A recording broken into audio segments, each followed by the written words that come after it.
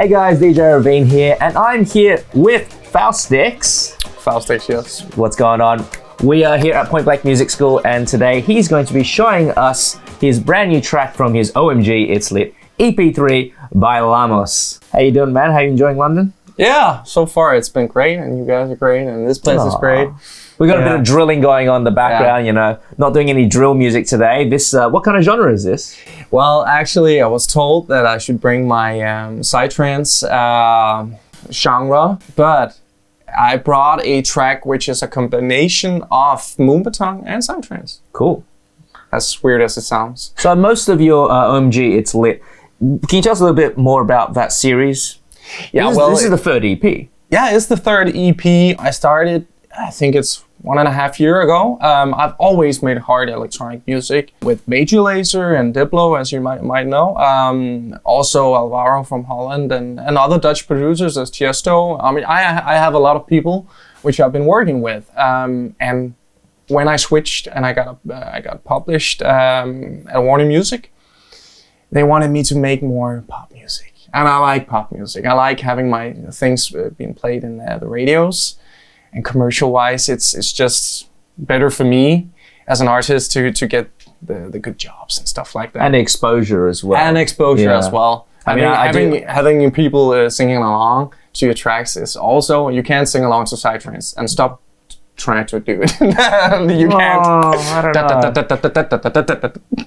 I'm trying to think of a psytrance song that I've sung along to. I mean, I do. Yeah. Yeah, I'm guilty of that one. Yeah. But anyway, Oh My God It's Lit is my getaway from all of that. It's where I come from. It's my roots. So I want to hand people 5, maybe 6 tracks of mine, which I can play at festivals and in the clubs instead of playing others. So like real proper bangers. Real proper bangers, because every time I've actually played Great Spirit a numerous of times, and I'm at that point now. I want to play my own kind of Great Spirit tracks. So that's why I'm diving in. This track here is Moombahton. It's not psytrance. Where did you get the influence for this track? Well, it's actually because Volume 1 and Volume 2 is mostly like chicken sounds and Moombahton. Chicken sounds. You know that Dutch feeling. Yeah. And I've always been making that kind of music because it works. And yeah, I wanted to combine the psytrance elements with the BPM wise. Moombahton is going like it's 112 BPM, as you can see. And psytrance is from 138 to, I've heard 145. 180. But that's not really, that's hard psy, man. Excellent. That's my favorite stuff. Yeah. Well, anyways, we'll go into this track. But as we're talking about psytrance, we will be doing another video after this about how you can make your own psytrance bass lines. And that will be out next week. But if you're watching this right now, next week. If you're not watching this right now, then whenever it's probably out right now. So go and check that out. All right, let's go and play the track.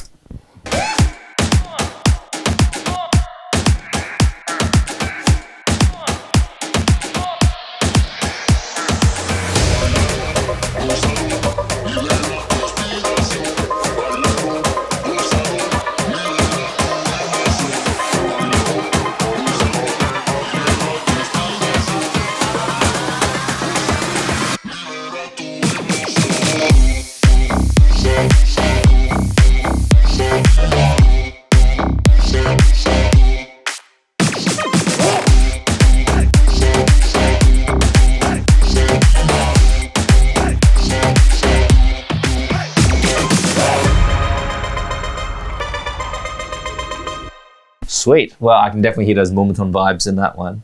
I do get a little bit of that psytrance. Yeah, the psytrance bass line is present. That's the thing, because at first when I made Moombahton, you had the sub on top of the kick, and you had to work around those elements. But I've always also, when I made EDM progressive house, I made like the same bass lines as this. So this is back to the roots, but actually slower. And I have been working a lot of, spending lots of hours just creating the elements around the bass line, because it's what you want to hear when you're out there. Yeah, it's the bass that makes the people move. That's actually a good quote for the next tracking. So how did you get that bass? Well, actually, I've been soul searching on just to toss out all of my old Moog analog systems and equipments, and I usually used Massive in Silent One, but I think that's a good idea for all producers once in a while, just to take all of your plugins and your synthesizers and kill your darlings, just to renew yourself and to get a new input, because otherwise you're never gonna develop a new sound or something like that. So I heard about this Serum that everybody's using now. Yep. I'm not a big fan of its looks, but I think it looks great. I think this is actually one of the best looking synths in recent times. I love the old school look, you know, like silent kind of look. I can actually just change this for a quick moment. Nexus? No. This is this is old school. This is, to me, that's not old school. This is like somebody going, yeah, I'm gonna go do graffiti all over this. Exactly, and I'm that person. Oh man. Yeah. graffiti beats. Serum is definitely, I would say, the most popular synth right now. Yeah, Most right now, people are using. and the thing I love about Serum is that people are making so many presets for it that you can work around. I think it's easy to use. The knobs, or if you want the effects, you don't have to be a rocket science to see if you want the dimensions to get a wider, more spready kind of sound. It's just this one, and it works like it's super easy to use, actually. I think so. I think it makes a lot more sense than Massive. It took me a long time. Massive, I only use presets because I felt like even to make the release longer, I had to watch the first 20 tutorials on YouTube how to make that. I know that feel. I think basically Serum and Massive are very similar, but I think Serum is much more user friendly than Massive. Yeah. And the thing about the sound as well, I'm loving the more clean output from Serum, and also, as I said before, each week you get a new sample pack from even though it's a mainstream plugin now. Everybody's using it, but you tend to see indie pop musicians make a sample pack even for Serum, even though there could be a more we don't do that, we record everything else. You can get a lot of good sounds out of it. You can get a lot of good sounds. So with this one, your bass line's just straight. You got 2 instances of Serum, is that right? Yeah, I'm on this. If you can see it, on this channel, I use Logic. On this channel strip, I have an equalizer, just to remove all of this stuff you can't hear. Then I put a guitar plugin. It works as a compressor as well. The thing about Maserati GTI, you can get it in, I think it's called the Waves package. Okay. Yeah. The thing about this plugin is it's sort of not the right way to use it. That's why I do it. Because it's a guitar plugin to make the guitars more fat, like a sausage fattener or whatever, or a distortion plugin. So I put this on, and as you can hear, this is sort of can't even hear it. Gets more gnarly. Yeah, it does get a lot more gritty. Exactly. And you can use whatever presets there is. I like the nasal drip. That's also a good title for it. It is nasal drip. Then I layered my bass line because this is a bit too ordinary or boring. I sidechain everything with LFO tools. Awesome. So, great. Also made by the same guy that makes Serum. Love you, Steve Duda. He's a legend. Dimension expander, just to get a bit more. That's also a thing I've heard. That's a no-go for bass lines to get that. But I learned while I was using Massive that there are no rules. They have that button for a reason, and in Massive it was incorporated in Massive, the dimension expander. Yeah, and they made that for just a small plugin. I thought that Serum also has the same thing in the effects as well. Yeah, exactly.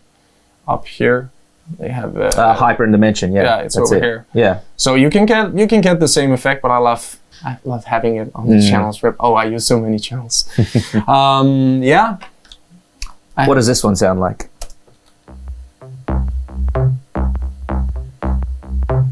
So this one's a bit more high. Actually, I think when I do bass lines, I start out. Sometimes I just have one because it works. But for example, in psytrance, it can get too messy with too many bass lines. But I think actually I started out with this one, but I needed some mid frequencies maybe. I couldn't hear it, but I could feel it. It's quite subtle. But yeah, and it's mixed low, so I think it gives something for the sound image, and not so much for actually.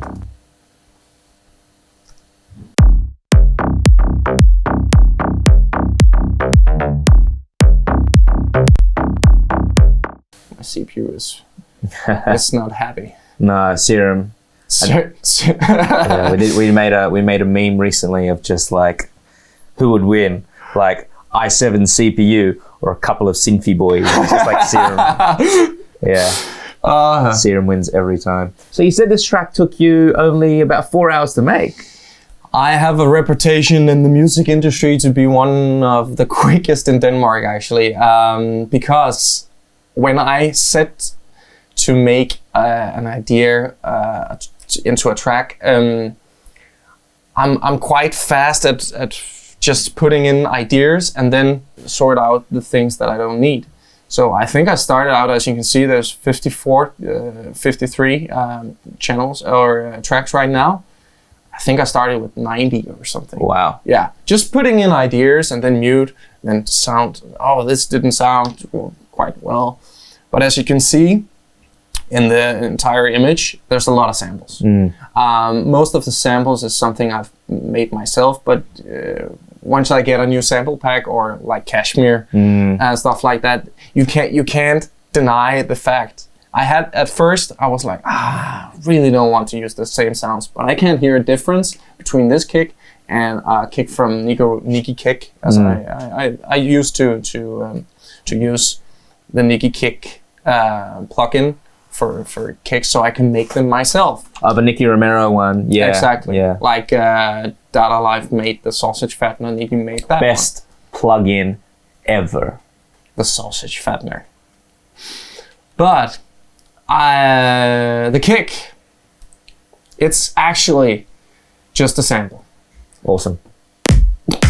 Yeah, well, you say it's awesome. Some people are like, you don't make your own kicks? I personally have no problem with that. Most of the artists, and this is great because I get a lot of artists coming in. They're very successful artists and they're making great songs, people playing them out at festivals, and then they come and they share the track and it's like, yeah, that was just a sample, and people just get, it's almost like they get annoyed. They're like, yeah, exactly. Why did you use a sample? That's not, you should be using something you made yourself. But the fact of the matter is, a song doesn't become any less your song just because you use the sample. No. It's because music is organized sounds, and it's the way your mind works on how to make the track. Because if you look from the outside, well, it looks like a crazy madness of a lot of samples, and as I call them, the greens or the plugins. There's a little clarinet working. I have no idea how you manage to work in this kind of way, because nothing seems to be labeled and everything's blue. But that's the reason why I said it only took me like 3 hours to make, because I just sat from the start, didn't label it, didn't make the colors. Well, it kind of looks like you started at the beginning. You're like, yeah, you know what, I'm going to start and label that one Kick, and then you just gave up. And you gave up immediately. Nope. Sometimes when I sit and I have to send the stems for a mix or something, I spend more time listening to the sounds and naming the right tracks instead of just sending them. I'm a messy producer. If it works, it works. So I have been making a lot of time cutting the. That's a new thing I've started. I think everybody's doing it, but the sample sounded like this before. Bailalo, gózalo, libera tu emoción. That sounds completely different. Yeah, I love to go to certain places to find samples, and I love to find the samples that are most likely to become something in another producer's track. You got to get it first. Exactly, but I have to use it in a way that's impossible. Yeah. Because I think this was, it's a 100 BPM sample. So it was really low key. I think actually the sample pack had like small guitars. Hola encendada. So like a Spanish kind of. Yeah, Spanish kind of vibe, which everybody loves at these moments and times. Bailalo, gózalo, Started out just libera tu inspiración. Bailalo, the dimension expander. gózalo, libera tu emoción. Bailalo, And then gózalo. my favorite plugin of all time, of right now actually, I'm using it on everything. It's Little Alda Boy. Oh, nice. Sound toys. Exactly. I love to. I'm a cheap guy. You know. I'm really. I like the few plugins I have. A new plugin. Well, it took me a long time to be convinced, but a lot of my friends working with big people, and I really love how they work with the vocals. And sometimes I use this on synthesizers as well. Yeah, it's a great plugin. But once I started using it, I can't stop unusing it. So you've used that to pitch it down? Yep. And the thing is, I started out using this sound shifter pitch in Waves package. You can see it. But I think it makes the sound less attractive, actually.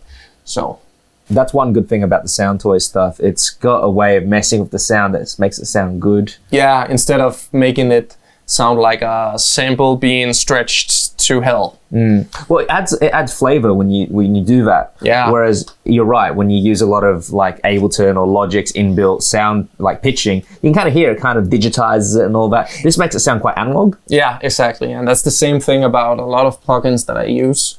I'm always on the hunt of trying to find that plugin that doesn't make the sound less.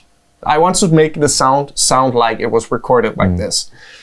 So now, just a little Space D. yeah, Space D. Obviously 2. I have no idea why I put 2. I think maybe it's an automation thing. Yeah, later on I automate it, but I didn't want to use it. So one is in use and one is not. So, I had this vocal sample, which I thought, well, this works. And I was playing around with it. I can remember I played around just with the beat, actually, just making it poppy, like, oh, maybe I should do it like a taki rumpa.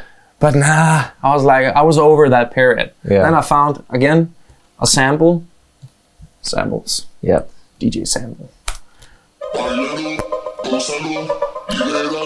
How do you pronounce that? Accordion. Accordion, but spelt wrong.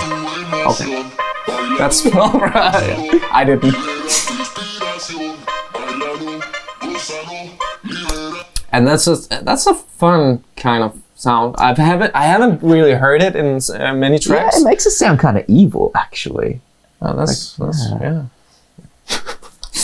It doesn't give me that kind of folky kind of accordion vibe. I get more like a darker kind of vibe from I this. think maybe it's the key. That's G.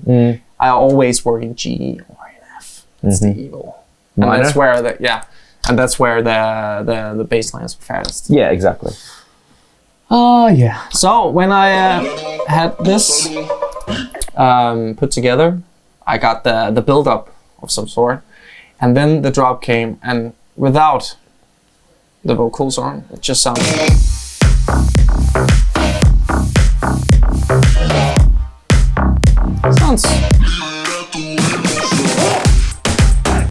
sounds pretty. Well, it's not a big of a deal, right? So I needed something. Maybe I was thinking maybe a melody. And when I make top lines or melodies for the chorus, I'm becoming a pop producer. So now it's not a drop. Now it's a chorus. Rest in peace, EDM. No, I'm actually trying to hum like the melody from the breakdown. So I was sitting there, maybe a trumpet. In that melody. And nothing worked. And the easy way for me is just to cut my way out of it. Actually, that's something I say. When I have no ideas, I start chopping up vocals and just put it in the drop. And it works like a charm every time I play it out. But it's kind of an easy way out for me, I think. Yeah, you can't hear it actually. It's a clarinet solo. I can try to turn it up so you can hear how it is and supporting.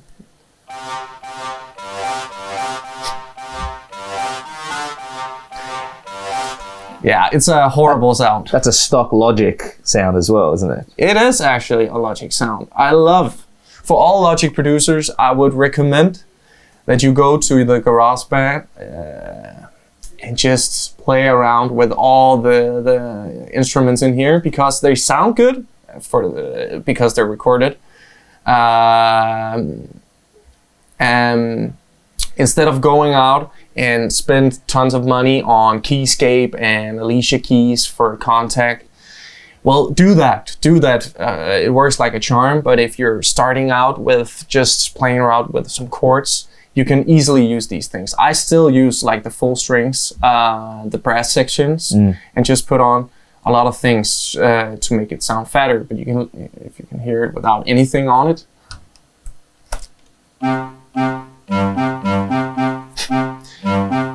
I can hear Major Lazer call that. That's the thing about Major Lazer and their way of working around with these kind of sounds. It was actually they have a team of producers. It was one of those producers. He was from Germany. He was like, just take regular instruments, play around with it, and then fuck it all up. Okay, I'll try that. So that's what you can hear. I've done. And it's the overdrive who misses. Logic Overdrive? Yeah, Logic Sound Overdrive. That sounds really good. Yeah, I haven't found a plugin yet. Actually, after they did, I can't remember. I think it was 1.5 years ago. They did like an update where everything starts to look prettier. I think it was with Logic 10. It looked prettier, and all the plugins started to make sense actually. But that was the clarinet which I put underneath the vocal chop, and you can hear the vocal chop here.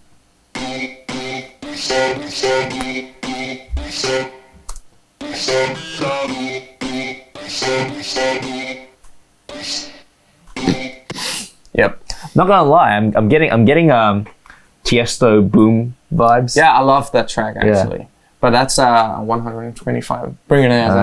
Boom, boom, boom, boom, boom, boom, boom. I actually made another track in my EP, which is called Internet Princess, where I made that kind of music. G-House it's called. G-House is sick. Yeah, I love it. For a producer, sometimes I make a lot of remixes. I produce for a lot of producers as well, co-producing and helping others. It's nice to have your own tools to work with, so you don't get that, oh, it's just a sample. Because, for example, this, I've used this in like maybe 10 or 11 of my Moonbaton tracks. This. And this is becoming sort of a signature loop for me. And I love putting it in.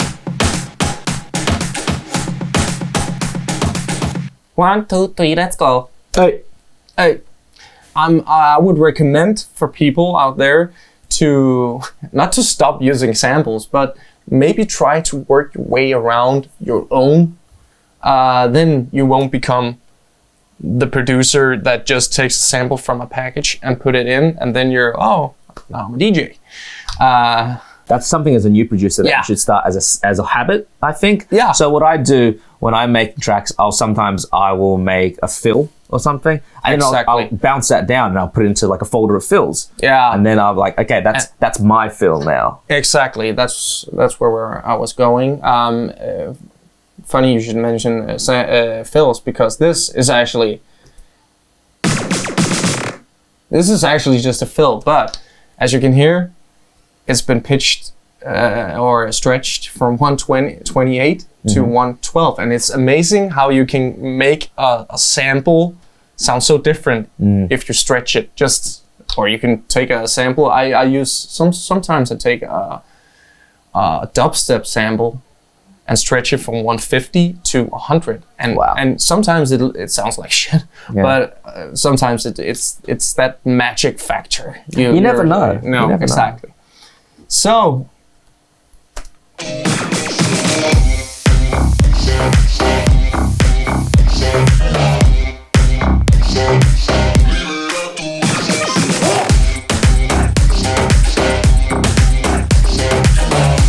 I'm supporting the other round of the drop. I'm always supporting with another sound. Sometimes it's with another melody, but you don't have to miss, or because there are so many things going on. You already have a melody going on. There's no need to put. I can make 50 melodies on top of this that would sound good, but you would stand there. What should I hum? Like da, da, da, da, da, da, da, or the new melody? I can't take this. So that's why I'm trying to specify. Is that right? Like more minimal approach. Yeah, exactly. More minimal approach. Also to give the space. As you can see, there are maybe 10 tracks going on right now, and it sounds super simple, but one wrong sound, you can EQ you out of a bad sound, for example. I think I didn't think much about what this sound should do. I just found, again, a Serum package, Ibiza house. It's not an Ibiza house, and I found it in here. Like, put a lot of weird stuff on it. Sounded quite boring.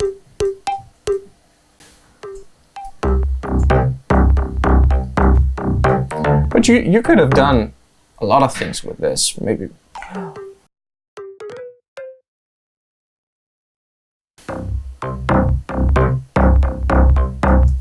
To play that other note, or stack them if you wanted to, but again, too many things. Like, this is a typical club track, if you could put it that way, and people are standing like zombies when they're listening to this. They're not singing along in the radio. This is never gonna be played in a radio. So I know for a fact when I sat down and made this, oh my god, it's lit volume 3. That's the thing about these EPs. They're not there to get me 4 million streams on Spotify. They're there to make a mess, like Like a DJ tool, right? Like somebody Exactly. played on a dance floor. exactly. And actually, the EP has only been out for now a month or so. Streaming quite good for Spotify, but it's like a niche. It's still people in the clubs are requesting EP tracks. That's why I know for a fact I'm doing something right by doing this, because it's not I'm not creating something that's wow, world breaking, Chesto, Tomorrowland, here we come. I'm making something to be heard. Anything different when you go into the second breakdown or the second drop of this track? Actually there is. Yeah.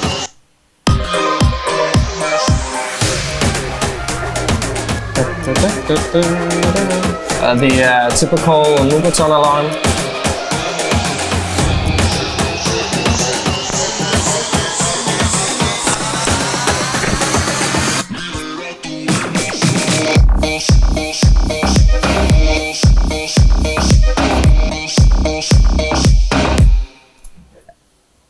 So that is different. That is different, and the thing is actually, this is more sound psytrance.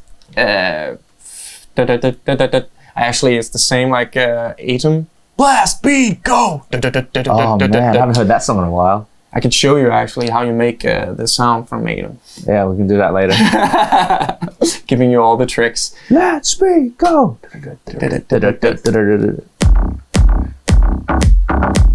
Oh my god, it's the same. More or less, yeah. But then the vocal sample chop again. I love to play around with vocal chops.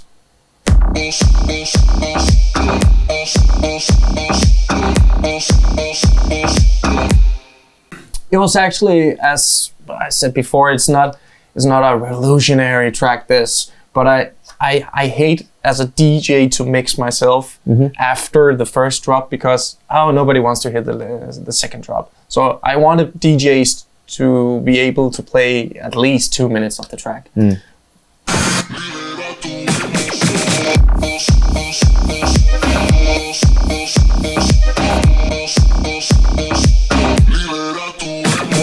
And then back to it. So after that, is there another mini breakdown or something? There is, again, after I started making pop music, there's the C part. What's that called in English? Middle eight. Yep. I don't know Thanks, why. Tony. I don't know why I made that, actually, because I think maybe it's because I looked at the time and it's only 2 minutes. Like, I had to put something in. The middle eight always works, man. Yeah. And there's a reason why it's in all pop music. Yeah.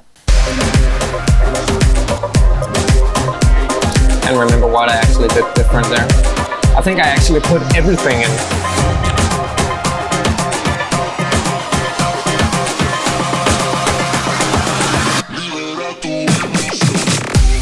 And then with all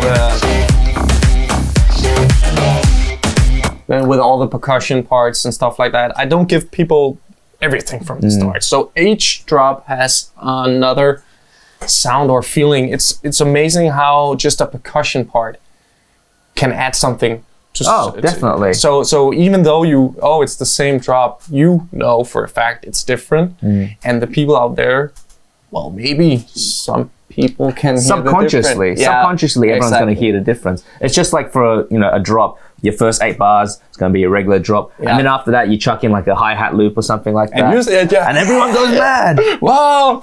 Oh, yeah. Yeah. I remember the time where everybody put a clap over a kick on EDM. Like the big room. Yeah, exactly. Yeah. I was on that wave as well. Yeah. Or, and then for the last like 8 bars before you're going to go back into the breakdown, it goes... Yep. Yeah. We've all been there. We've all been there. Oh, I miss EDM. Yeah, me too, man. It was so much fun. The fun fact is, I tried making like the real Dutch EDM main stage, Tomorrowland. Here we come. Yeah. Halfway through, I was like, "This is super boring," and I can't make anything interesting in that genre anymore. It's genuinely really, really easy to make. It is, and let's be honest, Splice.com and other loop masters and all the places you can get your samples, well, they make it pretty easy, but you fall into that group. That's a shame, but it is super. Well, there is a reason why it's not that big anymore. So, well, it is in some places. It is really, really big in places like China. Really? Yeah, because China has kind of just jumped onto the EDM wave maybe about the last 2-3 years. And man, it pumps there. You go to the clubs there and it's just like, they're playing Melbourne Bounce still, man. I think Melbourne Bounce is still really big in like Sweden. Yeah, but actually I've started, there is some that make it bounce, bam, bam. If you put it up in 140 BPM, it's psytrance. Really? Bam, bam, bam, bam. It's Will Sparks, that. Yeah. Will Sparks now plays pretty much psytrance now. Yeah. Started out making. It's a logical progression from Melbourne Bounce because it was essentially kind of just like slow reverse kick. Exactly. Exactly. Yeah.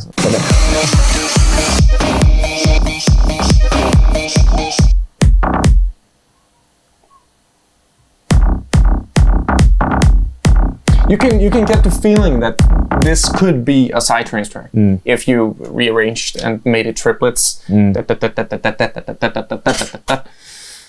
Awesome. Well, since we have now turned that into 140, we might as well jump into the next video after this, which is about how to make a psytrance bass line. If you guys are watching it live right now, well, on the day it's coming out, it'll be out next week.